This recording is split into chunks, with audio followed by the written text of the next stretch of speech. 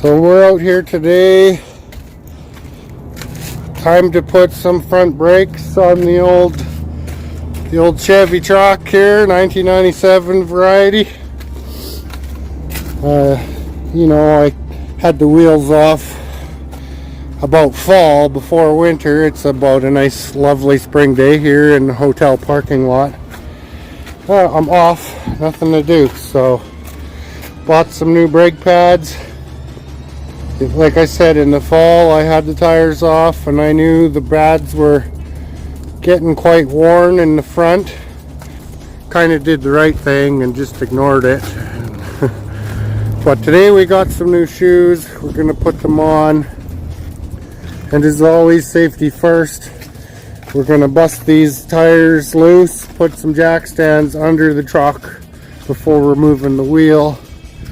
We'll take the caliper apart, swap out the old brake pads. Here we go. Before you get started, you can always round up all the tools you're going to need for the job at hand. This is a 1997 Chevy. I got a wheel nut tool because I have security nuts. Not that these rims are fancy, but just what the truck came with. I got a decent size pry bar, breaker bar for busting the wheel nuts loose.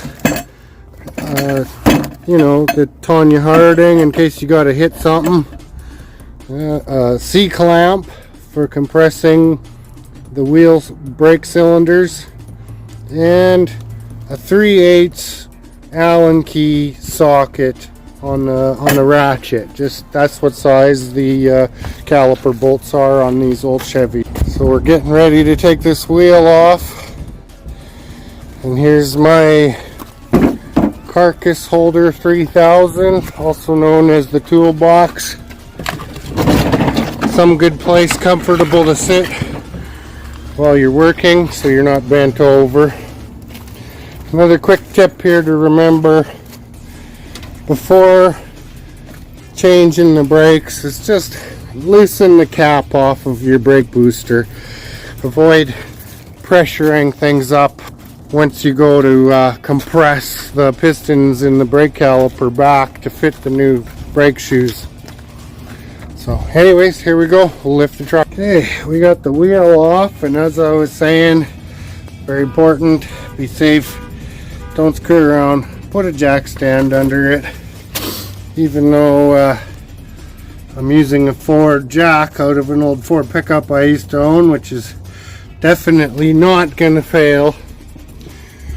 Anyways, we get the jack stand on, and right here there's an Allen key bolt and one at the bottom. Those are standard 3/8 metric, I don't know, something. We'll loosen them all the way off and we'll pry this brake caliper apart. So the passenger side's in much better shape as the driver's side. That could indicate the caliper is sticky on this side, but it looks like it's in good shape. I'm going to try pressing it in. I could just put it back together, but I'm in here. I might as well put the new stopolators in. So we'll see if this is a sticky caliper or not. So looking at the new pads versus the old pads, I think we got our money's worth out of the old ones. They're about due.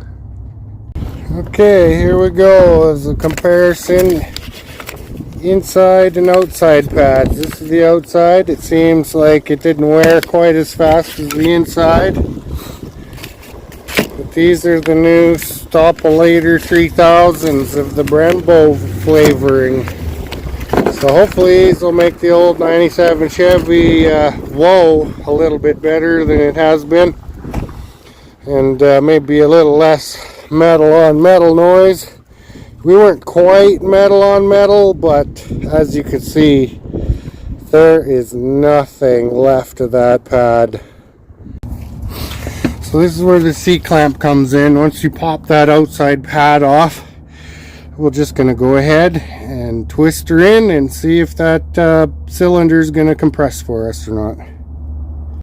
So it compressed nicely. You know, now's the time to put the pads on. Might as well. I'll keep them old ones because they're in good shape, just in case something is seizing up. If you have brakes with slide pins, now's the time to, you know, put a dab of grease on them. But that's her new. So folks, there we have it. New front brake shoes. As far as the job being done, we'll just torque up these lug nuts, and as far as how much torque, I just say all of it, or if you have an impact, 7 to 10 ugga-duggas. You can always go to a tire shop and they'll torque them for you. And always remember to do a retorque. That they can do for you too. I'm going to do the right thing and just bounce on this wrench a couple times on each one, and after I drive it for a day or two, I'll just do it again. Before you try driving the vehicle, it's always important to know that you compress those brake cylinders all the way to their max to get them over the calipers. So before you go putting it in gear and having no brakes, pump up your pedal until it feels stiff. And there you have it. That's front brakes, 1997 Chevy.